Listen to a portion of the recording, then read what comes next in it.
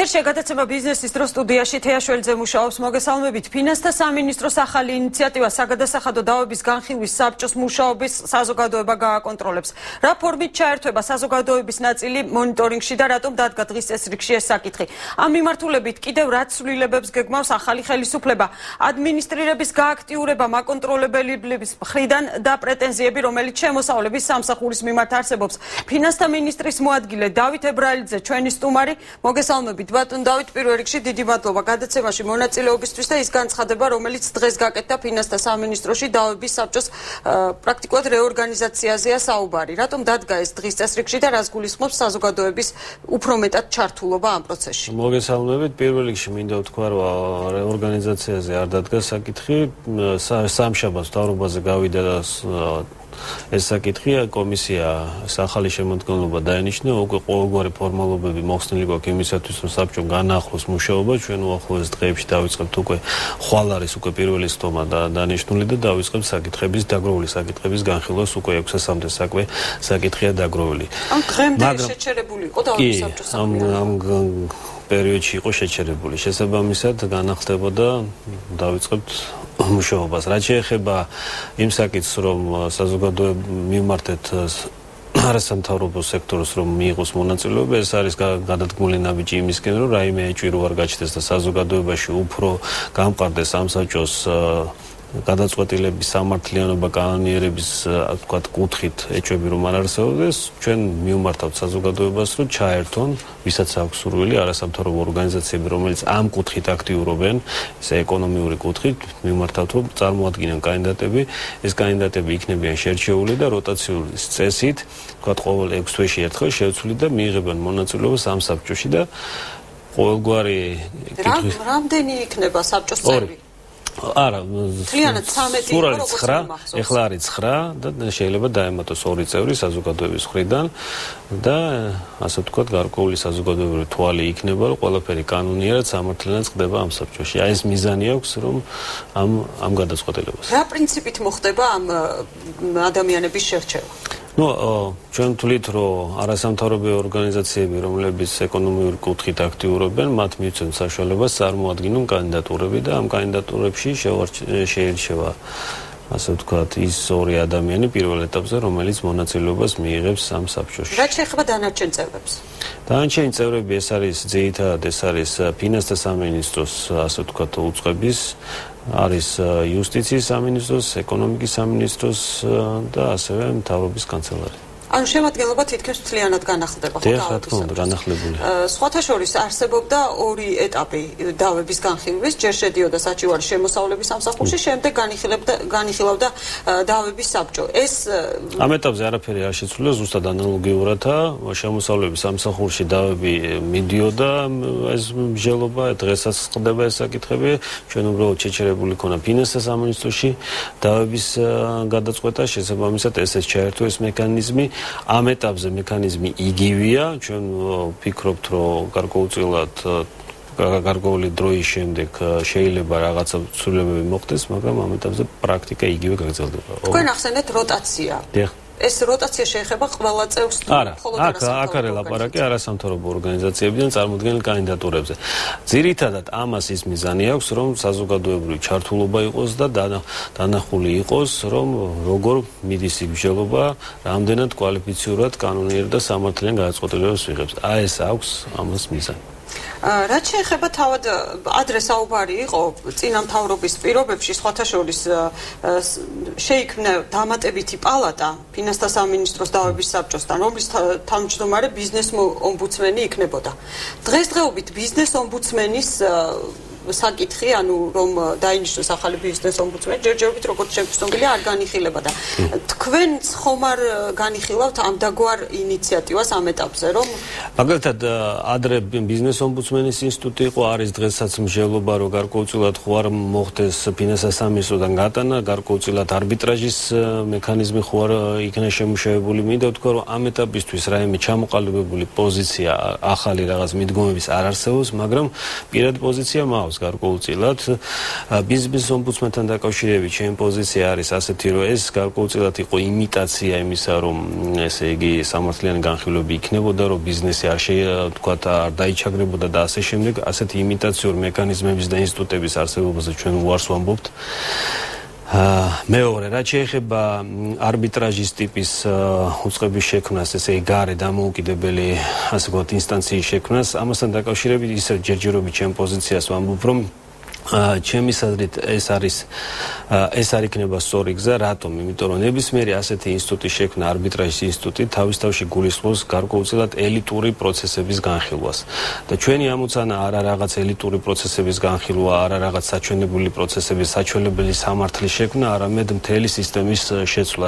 რას გულისხმობ, რომ მთელი სისტემა, როგორც საგადასახადოში, ასევე ფინანსთა სამინისტროში, ასევე მთლიანად სასამართლო სისტემა უნდა განსახდეს ამ კუთხიდან ნებისმიერ ადამიანს მცირე იქნება ეს, დიდი ბიზნესი იქნება, თბილისში იქნება თუ რეგიონში, ყველგან უნდა შეეძლოს სამართლის პოვნა, სამართლიანი გადაწყვეტილების მიღება და არ უნდა იგზნონ ვინმემ, რომ მას არასწორად მოექცენ, არასწორი გადაწყვეტილება მიიღეს და არ უნდა იგზნოს ვინმემ, რომ ვისაც აქვს დიდი რესურსები, ვისაც შეუძლია ადვოკატის ქონა, ვისაც აქვს თბილისში წვდომა, რაღაც არბიტრაჟში მისვლა, მხოლოდ მისთვის იქნება სამართალი და სხვისთვის არ იქნება. ჩვენ ასეთ ოაზისებს არ შექმნით, ჩვენ პასუხისმგებლობას ვიღებს მთლიან სამართლებრივ სისტემის შეცვლაზე და სამართლიანი სისტემის შექმნაზე. ამდენად ჩვენ რაღაც ასეთი ელემენტებისგან თავს ჩემის აზრით შევიკავებთ და ვეცდებით, რომ მთლიანი სისტემა შეიცვალოს.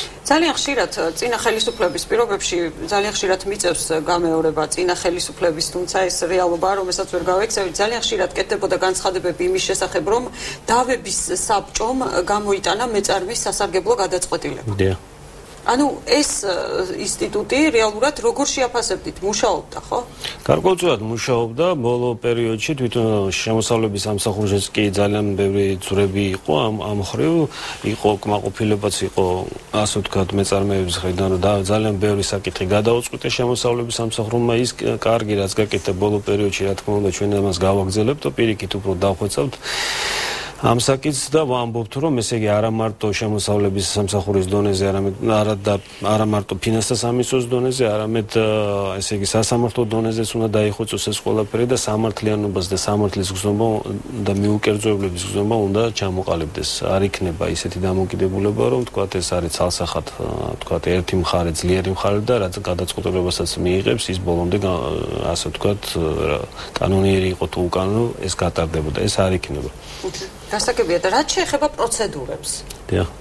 პროცედურები ამ შემთხვევაში არის გაწერილი, რა თქმა უნდა, არის გარკვეული პროცედურები დასახვეწი, მაგრამ ამ ეტაპზე გვაქვს ჩვენ სამართალი, გარკვეული სამართალი, რითაც ხელმძღვანელობს ნებისმიერ შემთხვევაში, როგორც შემოსავლების სამსახურში როგორ ხდება განცხადების შეტანა დავაზე, მერე შემოსავლების სამსახურიდან როგორ ადის ფინანსთა სამინისტროში დავა და ხოლო იმის მერე სასამართლოში. ამ ეტაპზე რისი თქმაც მინდა, ჩვენ ყველანაირად გამოვშირავთ და ისე მიდგომა იქნება ფინანსთა სამინისტროში, ფინანსთა სამინისტრო როდესაც განიხილავს დავებს და დაინახავს იქ პრეცედენტის ხასიათს, აუცილებლად ის ნორმატიულ აქტებში შესაბამის ინსტრუქციებს გამოსცემს, შესაბამის მითითებებს მისცემს შემოსავლების სამსახურს, რომ მეორეჯერ ასეთი ტიპის დავები აღარ ამოვიდეს ფინანსთა სამინისტროში, ასევე ფინანსთა სამინისტრო, რა თქმა უნდა, ამ მითითებებს გასცემს და ასევე გარკვეულ განმარტებებსაც გაუკეთებს შემოსავლების სამსახურს, რომ როგორ იმოქმედოს ანალოგიურ საკითხებში, რომ რაც შეიძლება მაქსიმალურად ოპერატიულად ამოწუროს დავა ნებისმიერმა მეწარმემ შემოსავლების სამსახურში, აღარ დაჭირდეს მას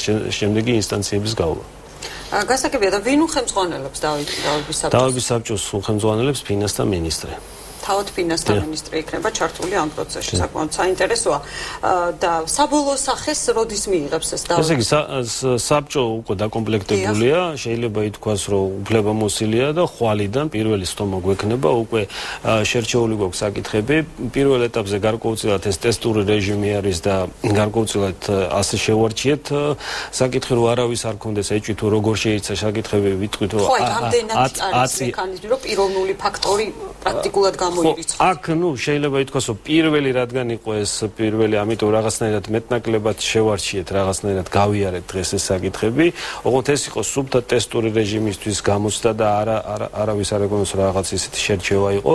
ამის მერე ჩემი ისეთ იქნება სუფული თანმიმდევრობით განხილული ყველა საკითხი. ძალიან დიდი მადლობა გადაცემაში რეკლამის დროა ჩვენ რეკლამის შემდეგ ამ თემაზე გავაგრძელებთ საუბარს. გადაცემა ბიზნესის დროს კვლავ ეთერშია. მე წარმოგიდგენთ ჩემს სტუმარს კიდევ ერთხელ ფინანსთა მინისტრის მოადგილე დავით ებრალიძე. ბატონ დავით, ჩვენ დღეს ვსაუბრობთ დავების საბჭოს იმასთან დაკავშირებით, რომ დავების საბჭოში უფრო აქტიურად იქნება ჩართული და წარმოდგენილი არასამთავრობო სექტორის და ეს არის საკმაოდ მნიშვნელოვანი ინიციატივა იმისათვის, რომ სამართლიანად და ყოველგვარი პიროვნული ფაქტორის გამორიცხვით მოხდეს გარკვეული დავების განხილვა. ყოველ შემთხვევაში, იმისთვის არ არის რომ სამართლიანად მოხდეს, ჩვენ ვამბობთ, რომ ისედაც სამართლიანად განვიხილავთ, უბრალოდ ეს იმისთვის არის, რომ საზოგადოების თვალი არსებობდეს და დარწმუნდნენ. დღემდე ისეთ სამართლიანად განხილვა. არა, დღევამდე რომ დღემდე არ გაგვიხილია, პირველი განხილვა იქნება ხვალე, მაგრამ ჩვენ იმ პასუხისმგებლობას ისედაც ვცნობთ, რომ სამართლიანად უნდა მოხდეს განხილვა, მაგრამ ზედმეტი ეჭვი კითხვის ნიშანი რო არ დაიბადო, ჩვენ ვაძლევთ ამის საშუალებას საზოგადოებასაც, რომ დაესწრონ, დაინახონ, შეაფასონ, მართლა რამდენად კვალიფიცირებულად, რამდენად მიუკერძებლად ვიხილავთ, თორე იმის პასუხისმგებლობას არ გაურბივართ, ყველა შემთხვევაში ეს იქნება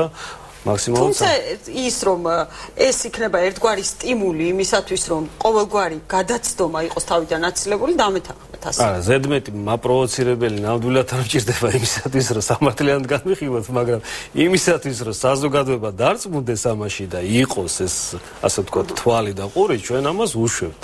გასაგებია. კიდევ ერთი კითხვა მექნება, თქვენ წეგან ბრძანით, რომ 600-მდე, ასე ვთქვათ, საჩივარი თუ დავა არის შემოსული. დავა არის შემოსული დავების საბჭოში დაგროვილი. სხვათა შორის წინა ხელისუფლების პირობებში ხშირად უსვამდნენ ხაზს იმას, რომ საკმაოდ ბევრი მეწარმე მიდიოდა საჩივრით შემოსავლების სამსახურში და ასევე ფინანსთა სამინისტროს დავების საბჭოში. ამ ფაქტს ჰქონდა ორი მხარე, ნეგატიურიც და პოზიტიურიც. ნეგატიური ის, რომ ძალიან ბევრი საჩივარი შედიოდა და რა თქმა უნდა აქ საუბარია, რომ ბევრს ჰქონდა პრეტენზია, მაგრამ ამავე დროს იყო პოზიტიური ფაქტორიც ის, რომ ხალხის ნდობა, გადამხდელების ნდობა აი ამ დავების საბჭოს მიმართ იყო მნიშვნელოვნად გაზრდილი. იზიარებთ თუ არა ამ მოსაზრებას? გარკვეულწილად ვამბობ, რომ შემოსავლების სამსახურში ბოლოს, რადგან ასე ვთქვათ, მეტნაკლებად უკვე ესეთი ცალსახა გადაწყვეტილებები არ მიიღებოდა და მიიღებოდა გადაწყვეტილებები, ასევე მეწარმეებიც ხედავდნენ ამას, რომ გარკვეულწილად მათ სასარგებლოდაც მიიღებოდა, ამან გარკვეულწილად გაზარდა ინტერესი, გაზარდა ნდობა. თქვა თვითონ აი ამ ინსტიტუტის მიმართ.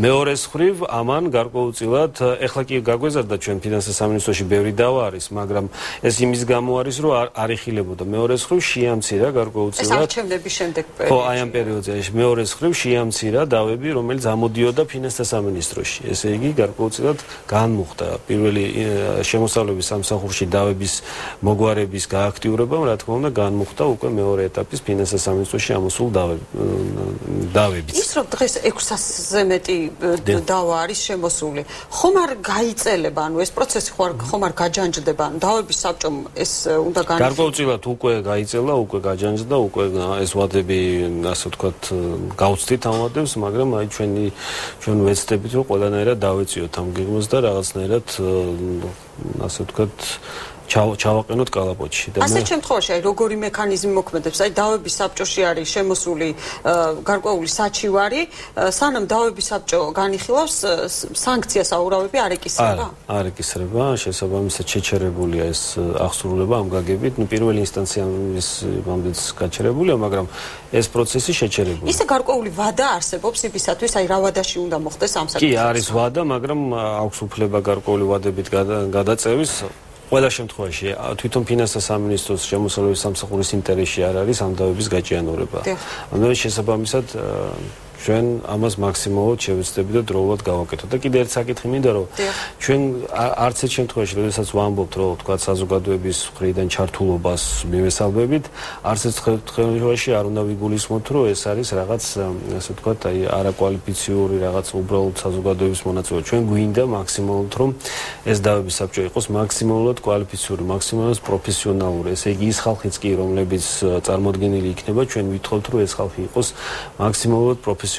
ესე იგი და ამ დავებს და ამ განხილვას საერთოდ სუბთა პროფესიული ის მივცეთ მნიშვნელობა და არავითარი რაღაც PR ან საზოგადოებრივი რაღაც ზედმეტი. თუმცა გარკვეული ინფორმაცია საზოგადოებას ალბათ მიეწოდება პერიოდში. ერთის მხრივ ვამბობ, რომ კონკრეტულ დავაზე ცხადია ვერ მიეწოდება, იმიტომ რომ ნებისმიერი ესეთი დავა ეს არის კონფიდენციალური, მაგრამ საზოგადოება რა თქმა უნდა მათი მეშვეობის ამ ადამიანების სანდოობის თვალსაზრისით მათი მეშვეობით იმას დაინახავს, იმას გაიგებს, რომ ეს პროცესი არის ჯანსაღი, ეს პროცესი არის ასე ვთქვათ შეჯიბრებითობის პრინციპზე დამყარებული და სამართლიანობა აქ იქნება დაცული. აი ეს არის მთავარი მიზანი, თორე ის რომ თქვათ გამოტანილი იქნება გარკვეული პროცესები, ესა რა ქვია დავები ასე ვთქვათ განხილული იქნება, ამას საზოგადოება არ უნდა მოელოდეს. გასაგებია და დავების საბჭომ არ დააკმაყოფილა მაგალითად საჩივარი მეწარმის გადამხდელის და მას მაინც აქვს პრეტენზია შემოსავლების სამსახურს იგივე ფინანსთა სამინისტროს სამსახურების მიმართ. ამ შემთხვევაში რა ხდება? სასამართლოში, პირველი ინსტანციის სასამართლო, მერე მეორე, მერე მესამე. ესე ყველა ეს პროცედურა იქნება, ჩვენი მიზანი არის ამით, რომ ეს გამარტივებაც ხომ არ იგეგმება ბატონ დავით, რაღაც პროცედურებზე ადრე ხშირად კეთებოდა განცხადებები ონლაინ შეგეძლო და უშუალოდ დავის ონლაინ რეჟიმში შეგეძლო დავა აღძრულიყო და ასე შემდეგ. გარკვეულწილად არის ახლა დავინახეთ ახლა ჩვენ დღეს რო გავიარეთ გარკვეული საკითხები, აღმოჩნდა რომ ზოგი არის სუბთა ტექნიკური თქვათ ხარვეზის საკითხები და ასე შემდეგ ამ კუთხით განმარტივებები იგეგმება, რა თქმა უნდა, ეს უკვე მუშა პროცესში გამოვლინდება და ის როდესაც თქვით რომ ჩვენ გადაწყვეტილებებთან ერთად გარკვეულ ასე ვთქვათ პროცედურულ და მითითებებს შეიმუშავებს, სწორედ ამას გულისხმობს, რომ ეს დაიხვეწება ეს საკითხები და ელემენტარულ საკითხებზე, ელემენტარულად მოგვარებად საკითხებზე, რომ აღარ დაჭირდებს თქვათ ამდენი დროით, თქვათ ფინანსთა სამინისტროში ამოტანა ამ საკითხებს და შემდეგ სასამართლოში გადმოტანა, სწორედ ამ კუთხით იქნება რა თქმა უნდა დახვეწილი. გასაგებია. და სხვა თემაზე მექნება კიდევ ერთი კითხვა შემოსავლების სამსახურის საქმიანობასთან დაკავშირებით, ითქვა რომ შემოსავლების სამსახურმა რამდენჯერმე გააკეთა განცხადება იმის შესახებ, რომ უნდა გააქტიურდეს ადმინისტრირება.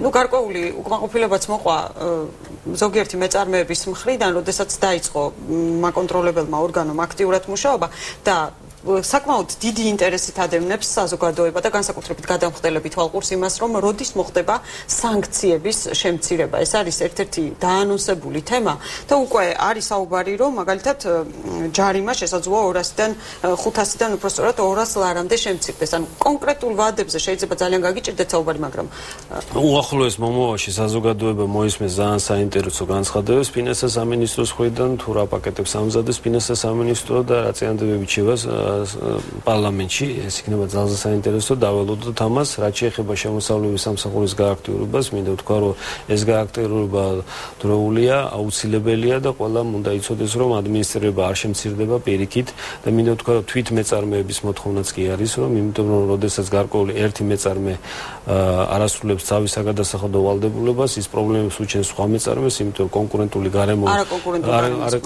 გარემოც ასე ვთქვათ, კითხვის ნიშნის ქვეშ დგება, ამიტომ ამას ჩვენ კითხვის ასე პრობლემებს ვერ შევქმნით, ყველამ უნდა იცოდეს, რომ ადმინისტრირება იქნება კანონიერი მაქსიმალურად თუ რაიმე დარღვევები იქნება, ვთქვათ, შემოსავლების სამსახურის გარკვეული წარმომადგენლის მხრიდან ამაზე იქნება რეაგირება მომართვის შემთხვევაში, მაგრამ იმას ნურავინ მოელის, რომ არ იქნება ადმინისტრირება, არ იქნება პასუხისმგებლობის საკითხების დაყენებული ყველა დონეზე. თქვენ ახსენებთ, რომ თუ იქნება გადაცნობა, ასეთ შემთხვევაში დადგება შემოსავლების სამსახურის ნებისმიერი ადამიანის, ვინც გადააცილებს თავის უფლებამოსილებას, რა თქმა უნდა, მოეკითხება. სხვათა შორის გარკვეული პრეტენზიები იყო საკონტროლო შესყიდვებთან დაკავშირებით საგადასახადო ოფიცრები, ანუ იყო საუბარი იმაზე, რომ ისინი არაკანონიერად რაღაც სცენებს დგავდნენ, რაღაც არაკანონიერად. არა, ეს ყველაფერი არის ზეპირი ლაპარაკი, ამას ჩვენ ასე პირდაპირ ვერ მივიღებთ.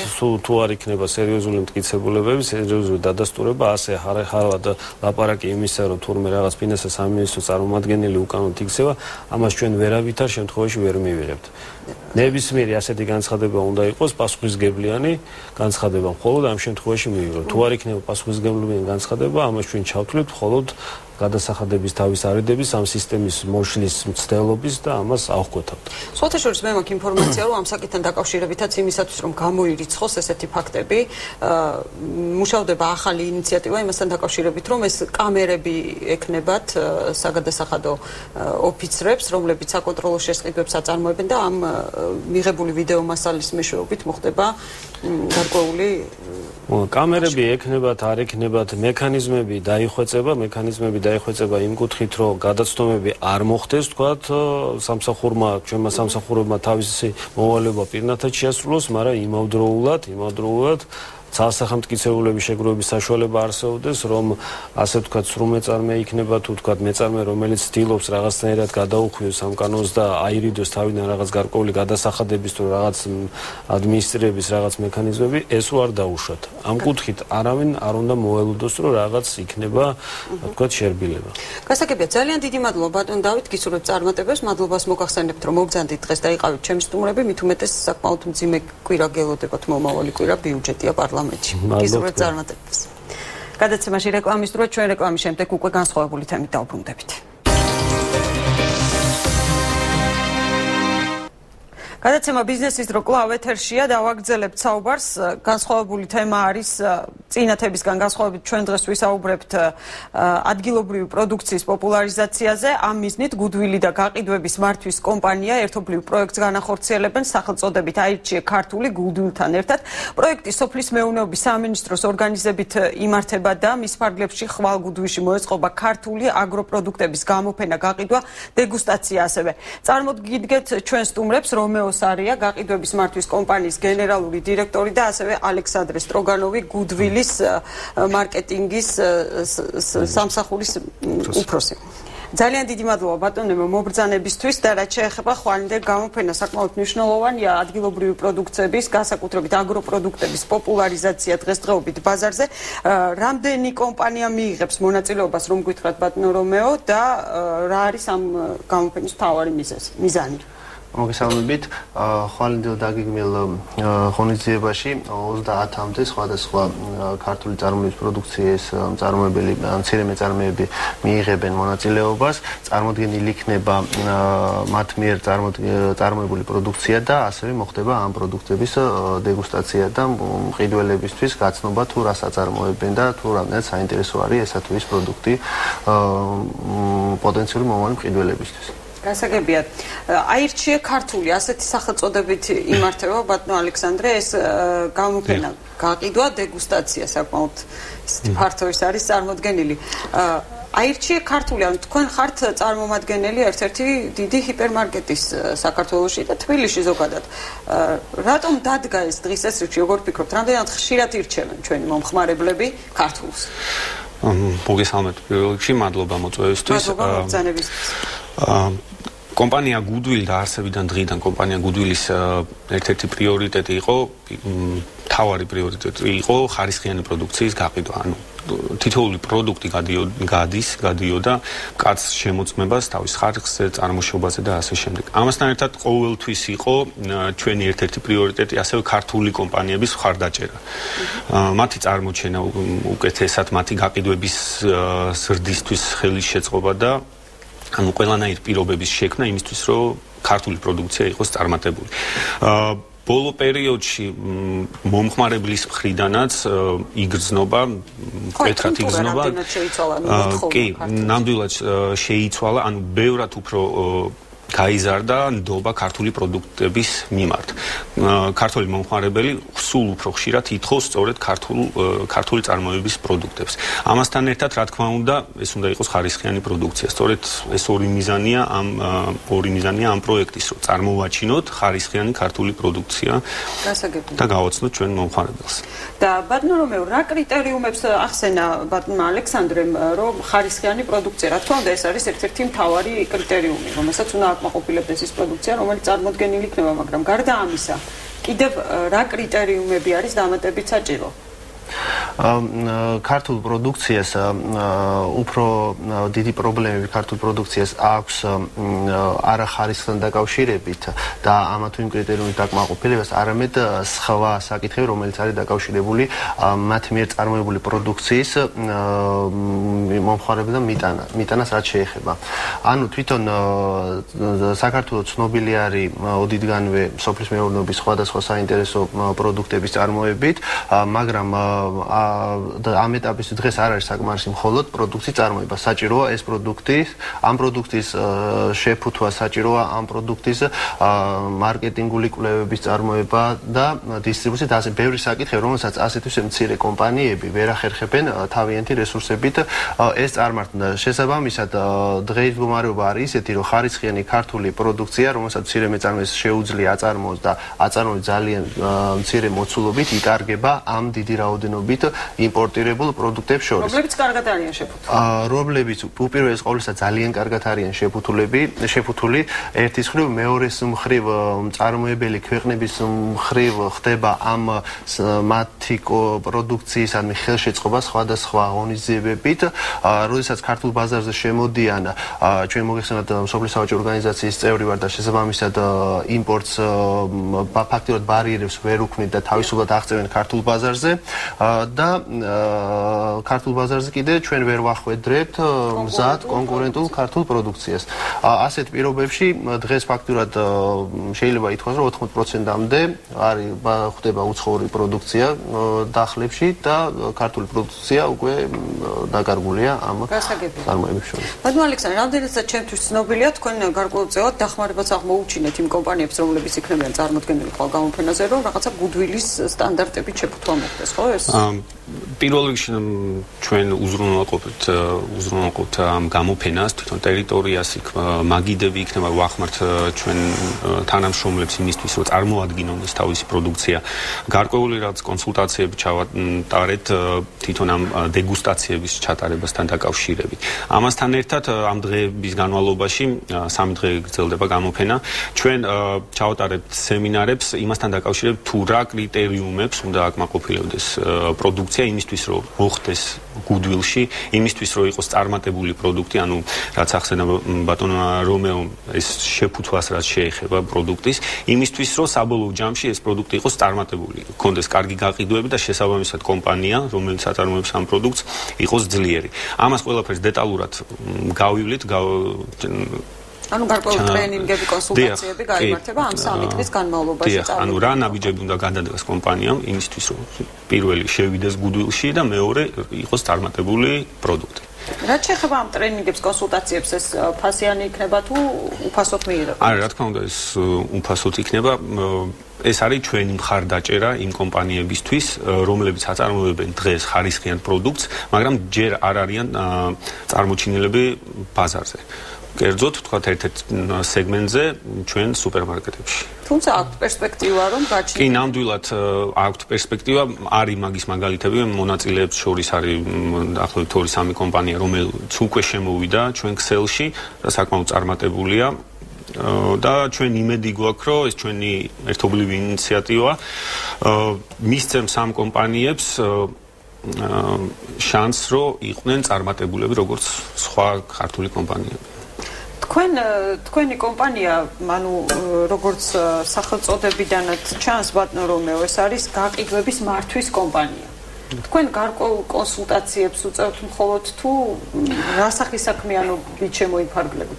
თვითონ ეს გაყიდვების მართვის კომპანია შეიქმნა იმისთვის, რომ არსებული საქართველოში არსებულ მცირე მეწარმეებს დახმარება გაუწიოთ, სწორედ იმისთვის, რომ ამ კომპანიებმა მოახდინონ თავიანთი პროდუქციის სწორი და ზუსტი პოზიციონირება ქართულ ბაზარზე.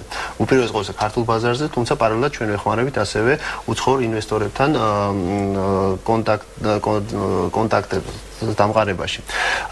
თვითონ ამ გაყიდვების მართვის კომპანიის მიერ შეიქმნა ქართული, ეს არის ხარისხის ნიშანი, სახელწოდებით აირჩიე ქართული.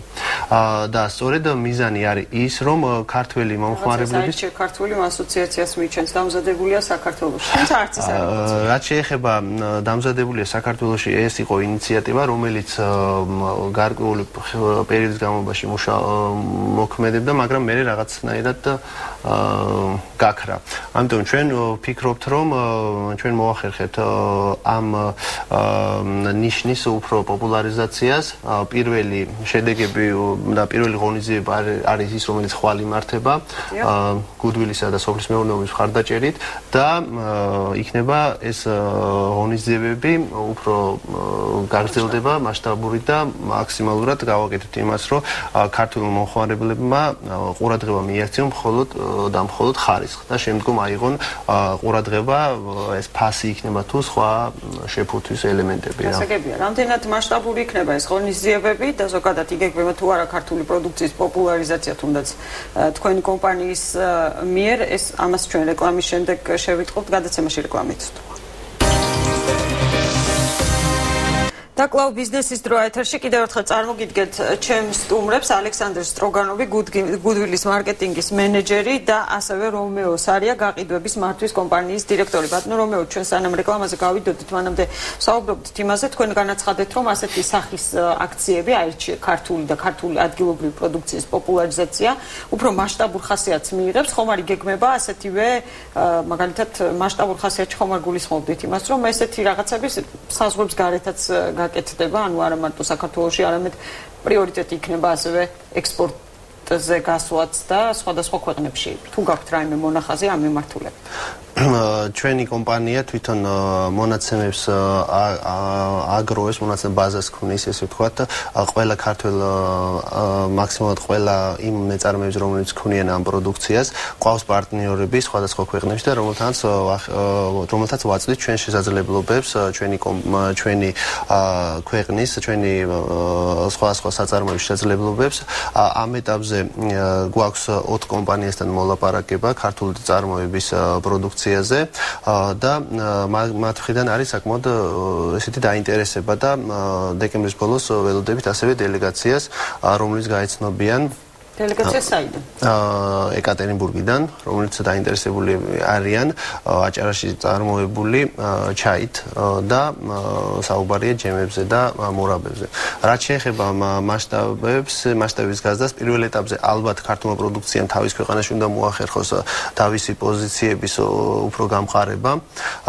თვითონ ეს კომპანია, გაყიდვის მართვის კომპანია შეიქმნა 4 თვეა და ამ 4 თვის განმავლობაში ამ კომპანიაში უკვე გვაქვს კონკრეტული კომპანიები წევრიანდებიან ამ გვაქვს კონკრეტული კომპანიები, გვაქვს უკვე 4 პროდუქტი, რომლებიც გაყიდვების ქსელში არის, უკვე არის ჰიპერმარკეტ გუდვილის გაყიდვების ქსელში და ასევე ბიგ ბენის სუპერმარკეტებში.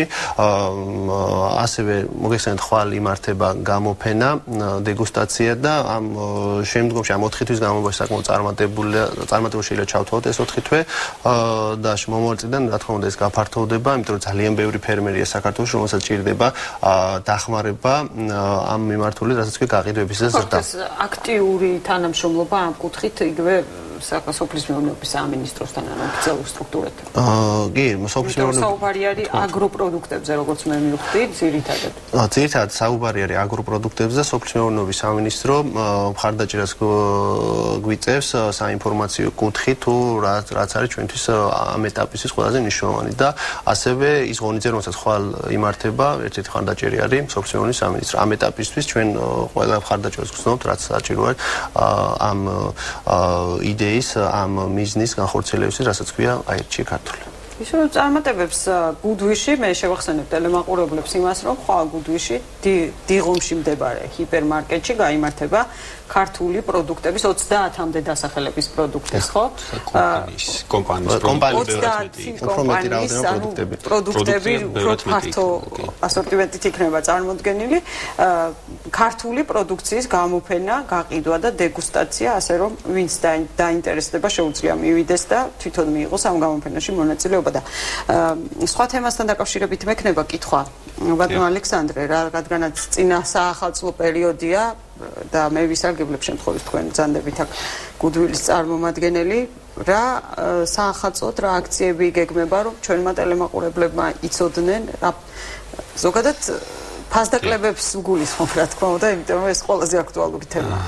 კომპანია გუდვილი დაამბევრ აქციას სთავაზობ თავის მომხმარებლებს წინა საახალწლო პერიოდში, მათ შორის ფასდაკლებებსაც.